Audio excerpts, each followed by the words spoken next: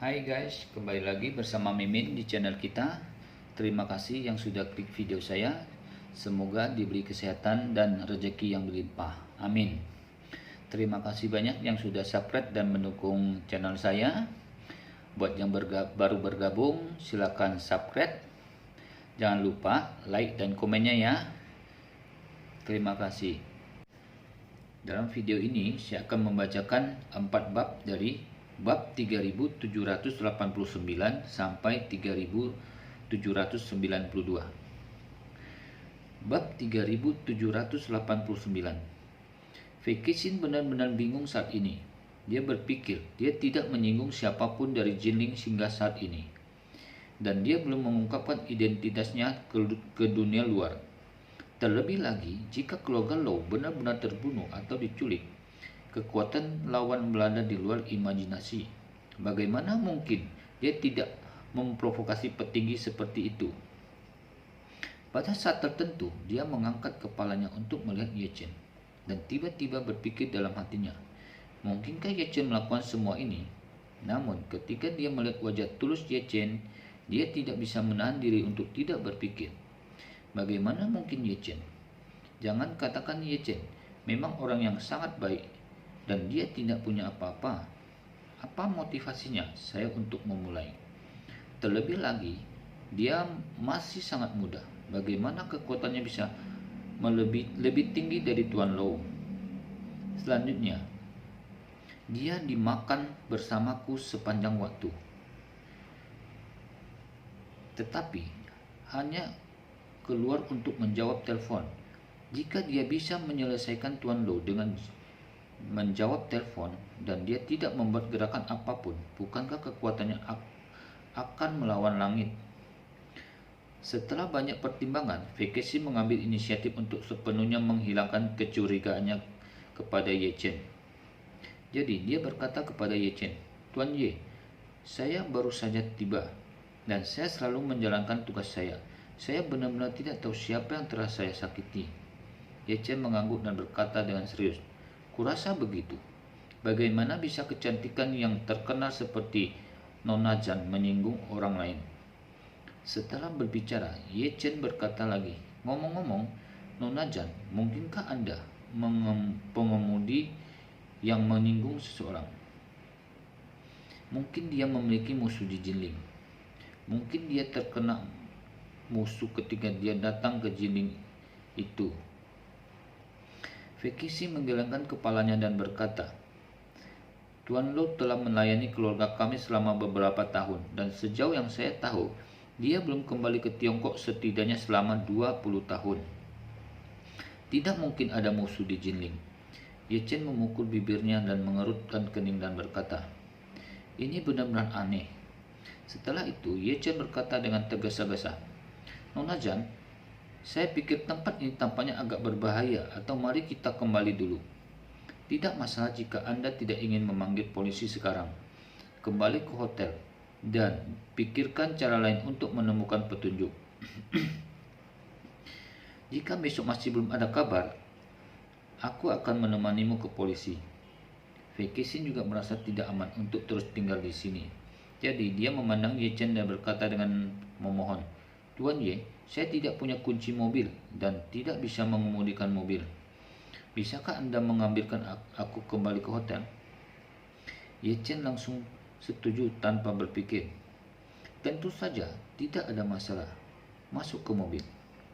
Dengan mengatakan itu, Ye Chen segera membuka pintu kode BMW 530 dan berkata kepada Fekesin, "Nona Fe, tolong." Fekesin berkata dengan penuh terima kasih. "Terima kasih, Tuan Ye." Dia berkata, dia membungkukkan dan masuk ke dalam mobil. Ye Chen juga buru-buru kembali ke posisi pengemudi, menyalakan mobil dengan cepat dan meninggalkan halaman pertanian, dan melaju cepat menuju kota. Pada saat ini, kendaraan komersial yang membawa Hong Lu dan Lou Jiaqing telah berhenti di hutan belantara di pinggiran kota Jinling. Tidak ada manusia di sini dan tidak ada kamera pengintai. Yang terbaik adalah melakukan hal-hal yang tidak terlihat. Kendaraan komersial ini menepi dan diparkir dengan kokoh dan Honda Accord hitam biasa-biasa saja segera meluncur keluar dari hutan di sebelahnya. Mobil ini sangat umum di Jining dan jumlahnya sangat banyak. Melihat Accord mendekat, Hong Lu segera membuka pintu mobil dan secara pribadi menyeret Lau Jiacheng keluar dari kendaraan komersial dan kemudian memerintahkan seseorang untuk membuka bagasi Accord dan langsung memasukkan Lau Jiacheng ke dalam. Setelah itu, Hong Lu naik ke kursi belakang, menurunkan jendela dan berkata kepada pengemudi kendaraan komersial, "Kalian akan pergi ke Suzhou dan Hangzhou mencari klub malam untuk bermain dan kemudian menemukan pusat permandian kelas atas untuk mandi dan tidur." Sopir itu menyeringai dan bertanya, "Tuan kelima, apa kita mencuci daging atau mencuci vegetarian?" Hong Lu menyeringai dan mengutuk, "Sialan. Lao Zu peduli apakah Anda mencuci daging atau sayuran. Anda dapat mencuci sesuka Anda jika Anda memilih hobi khusus. Tidak masalah jika Anda memilih beberapa pria untuk mencuci Lao Zu bersamamu." Oke, kita lanjut lagi. Bab 3790. Seperti yang dia katakan, dia mengeluarkan dompetnya dari sakunya dan ada banyak uang tunai di dompet yang mengembung. Tetapi semua jenis kartu bank. Yang menarik adalah setiap kartu bank memiliki deretan angka di stiker note. Ada yang 10, ada yang 20, 30, atau bahkan 50 dan 100. Hong Lu langsung menarik kartu bank dengan nominal 30 didorong darinya, melemparkannya ke dalam kabin kendaraan komersial melalui jendela dan berkata, "Ada 1,5 juta di kartu ini dan kata sandinya adalah 50000. Kalian akan menghabiskan dan sisanya akan dirata-ratakan." Hong Lu membawa setidaknya beberapa juta kartu bank sepanjang tahun. Orang yang mengeluarkan kartu ini bukanlah dirinya sendiri, tetapi kata sandi setiap kartu sesuai dengan jumlah kartu. Kata sandinya adalah 300.000 kartu 3 dan 50. 5.000 kartu. Kata sandi 5 dan 50. Alasan mengapa saya membawa begitu banyak kartu seperti ini adalah untuk membuatnya lebih nyaman dan memberi uang. Lempar saja kartu di masa lalu dan selesaikan. Ini lebih nyaman daripada uang tunai dan lebih nyaman daripada transfer. Adik laki-laki itu mendapat kartu itu dan berkata dengan penuh semangat, "Terima kasih Tuan Wu." Hong Wu berkata, "Ngomong-ngomong, jangan buru-buru kembali besok. Tidurlah dengan tenang sampai kamu bangun secara alami. Lalu temukan pusat pembelanjaan untuk berbelanja dan berkendaraan kembali di malam hari." Adik laki-laki itu berkata dengan cepat, "Tuan kelima, jangan khawatir, saya akan mengikuti instruksi Anda." Hong Wu mengangguk dan berkata kepada pengemudi Accord, "Langsung kecepatan tinggi, kembali ke peternakan anjing." Sopir itu berkata dengan cepat, "Tuan kelima, yang baik." Setelah menginjak pedal gas, mobil itu langsung melompat keluar. Karena lalu lintas di malam hari jauh lebih lancar, Ye Chen membawa Vacation ke Buckingham Palace Hotel hanya dalam waktu 20 menit. Mobil berhenti di lobi hotel dan portir layanan hendak melangkah dan membuka pintu. Melihat Ye Chen duduk di dalam, dia segera berkata dengan hormat, "Halo, Tuan Ye." Ye Chen mengangguk dan berkata kepada bocah itu, "Beritahu Anda, Tuan Chen, dan kirim lebih banyak orang untuk melindungi keselamatan Nona Zhang Zhan." Penjaga pintu dengan cepat setuju dan berkata, "Jangan khawatir, saya akan segera memberikan umpan balik kepada Tuan Chen." Ye Chen puas dan berkata kepada Vacation di kopilot, "Nona Zhan, apakah Anda ingin saya mengirim Anda masuk?" Vacation berkata dengan tergesa-gesa, "Jangan ganggu Tuan Ye, saya akan naik sendiri." Ye Chen mengangguk dan menghibur, "Anda tidak perlu terlalu khawatir tentang apa yang terjadi sekarang. Saya percaya bahwa di siang hari bolong dan di dunia yang cerah, pengemudi Anda tidak bisa begitu saja mengatakan Anda kehilangannya. Mungkin dia akan kehilangannya kembali besok. Vekesin merasa bahwa Ye Chen sama sekali tidak mengetahui keseriusan masalah ini. Jadi dia memiliki fantasi yang begitu indah. Menurut pendapat Vekesin, kemungkinan Lau Jiaqing kembali sendiri hampir nol. Namun dia sangat berterima kasih dan berkata kepada Ye Chen, "Terima kasih, Tuan Ye, maka saya akan meminjam kata-kata baik Anda." Ye Chen mengangguk dan berkata, "Nona Zhang, jangan sopan kepada saya. Anda tidak akrab dengan tempat itu dalam hidup Anda. Jika Anda memiliki sesuatu yang sulit untuk dilakukan, Anda harus menyapa saya.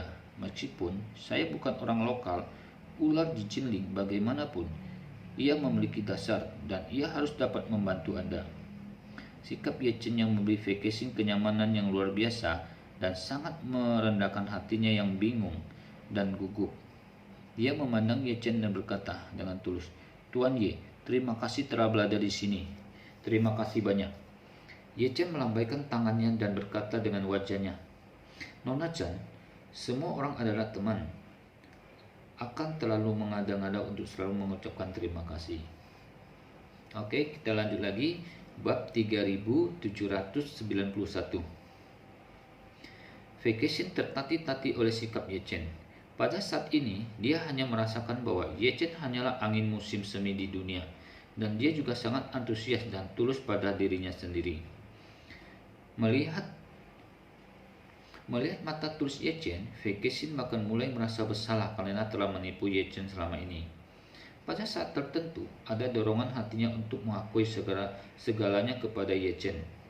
Tetapi ketika dia berpikir bahwa kakek masih menunggu pil peremajaan untuk memperbarui hidupnya, dia hanya bisa menekan dorongan itu dengan tiba-tiba. Dia berpikir dalam hati, jika kakek bisa mendapatkan pil kebangkitan di pelelangan, maka saya akan mengaku kepada Tuan Ye dan memohon pengampunan. Pada saat ini, ketika Ye Chen melihat Vekesin menatapnya dengan bingung, dia bertanya, "Nona Zhang, ada apa denganmu?" Vekesin pulih dan dengan cepat menyembunyikannya. "Oh, tidak ada, Tuan Ye. Maka saya akan naik dulu." "Oke," Ye Chen mengangguk dan berkata lagi, "Ingat, kamu harus menelponku jika kamu menemukan masalah." "Oke," Vekesin berterima kasih lagi dan turun dari mobil dengan enggan. Setelah melambaikan tangan kepada Ye Chen dan melihat Ye Chen pergi, Vekesin bergegas kembali ke kamar presidennya. Dalam perjalanan ke kamar presiden, dia sudah menelpon Cai Jingsan dan yang lainnya untuk mengadakan pertemuan di kamarnya. Ketika dia kembali ke kamar, kecuali Lau Jiaqing, semua rombongannya sedang duduk di ruangan konferensi kecil di kamar presiden. Ekspresi setiap orang penuh dengan ketegangan dan kesungguhan yang tersisa. Begitu Vekesin masuk, semua orang buru-buru berdiri dan memandangnya dengan hormat satu persatu. Dengan hormat meneriakkan, "Nona halo." Vekesin mengangguk dan bertanya langsung ke intinya, "Bagaimana Anda memeriksa hal-hal yang saya tanyakan? Ada petunjuk?" Chen Jingsan buru-buru berkata, "Nona, saya meminta peretas untuk mengambil sistem pemantauan jalan Jinling. Tetapi sayangnya, ada masalah dengan sistem catu daya pemantauan di lokal Anda hari ini. Staf mereka pulih dalam semalam. Jadi tidak ada hal seperti itu. Tinggalkan video pengawasan yang berharga." Vekesin berseru, "Bagaimana bisa begitu kebetulan? Tapi pengawasan daerah itu rusak." Cai Jingsan berkata tanpa daya, "Kami tidak dapat mengatakan apakah ini kebetulan atau seseorang sengaja melakukannya." Vekesin berkata dengan wajah hitam, "Itu pasti buatan manusia. Kalau tidak, itu tidak mungkin kebetulan." Cai Jingsan berkata, "Nona, sulit bagi kami untuk menemukan petunjuk langsung sekarang, dan karena kekuatan lawan lebih tinggi dari Tuan Lau, kita pasti akan membiarkan kita menemukannya dengan mudah." Setelah berbicara, Chen Jingsan berkata lagi, "Nona, yang paling saya khawatirkan sekarang adalah keselamatan pribadi Anda. Tuan Lau hilang, keamanan Anda tidak lagi dijamin. atau Anda harus kembali ke Amerika Serikat dulu. Kami akan tinggal di sini dan melanjutkan penyelidikan kami." "Tidak," Fei berseru. "Jika aku kembali sekarang, Jinling akan benar-benar sia-sia kali ini. Tidak hanya sia-sia, tetapi juga Tuan Lo masuk." Jingsan berkata dengan cemas, "Nona, Tuan Lo hilang. Target sebenarnya dari pihak lain mungkin adalah kamu. Jika itu terjadi, dia pasti akan menyerangmu selanjutnya." Fei Kexin menggelengkan kepalanya dan berkata dengan serius, "Jika dia melakukan sesuatu padaku, aku tidak akan berada di sini sekarang." Oke, kita lanjut lagi ke bab 3792. Jingsan buru-buru berkata, "Nona, menurut Anda, pihak lain ada di sini untuk Tuan Lo?" Fei Kexin bergumam, "Ini mungkin tidak harus ditunjukkan kepada Tuan Lo, tetapi saya merasa bahwa saya tidak akan berada di dalam bahaya dalam waktu singkat. Saya merasa bahwa karena lawannya begitu kuat dan setelah melepaskan saya, maka dia mungkin waspadalah. Kekuatan Tuan Lo tidak buruk. Dia pikir dia adalah ancaman di Jinling, jadi dia menyerangnya." Chen Jingsan berkata dengan bingung, "Tapi itu terlalu aneh. Tuan Lo sangat kuat, tetapi dia tidak pernah bermain di Jinling. Selain itu, dia adalah pengawal, bukan pembunuh, dan dia tiada hubungannya dengan orang lain. Ancaman aktif, mengapa pihak lain ingin menyerangnya?" Fei Kexin mengerutkan mulutnya dan berkata, "Inilah yang ingin saya cari tahu sekarang." Saat dia sedang berbicara, ponselnya tiba-tiba berdering. Kakeknya Fei Yensong yang menelpon. Fei Kexin buru-buru mengangkat telepon dan berjalan ke kamar tidur di dalam. Setelah tiba di kamar, dia menekan tombol jawab dan berkata dengan hormat, "Kakek." Fei Yensong bertanya dengan sangat cemas, "Kexin, di mana kamu sekarang?" Fei Kexin buru-buru berkata, "Saya sudah kembali ke hotel." Fei Yensong bertanya lagi, "Apa masih ada informasi dari Jia Cheng?" "Tidak," Fei Kexin berkata. San mengatur agar tim meretas pengawasan lalu lintas, tetapi tidak ada petunjuk berharga sangat kuat. Fei Yensong buru-buru berkata, "Saya baru saja berkomunikasi dengan Tuan Yuan. Tuan Yuan berarti bahwa kekuatan lawan kemungkinan telah mencapai keadaan gelap. Apalagi Jia Cheng, bahkan jika dia bukan lawan, jadi Tuan Yuan berarti ya. Anda akan lebih baik cepat kembali untuk menghindari bahaya." Fei Kexin menolak, "Kakek, saya ingin tinggal.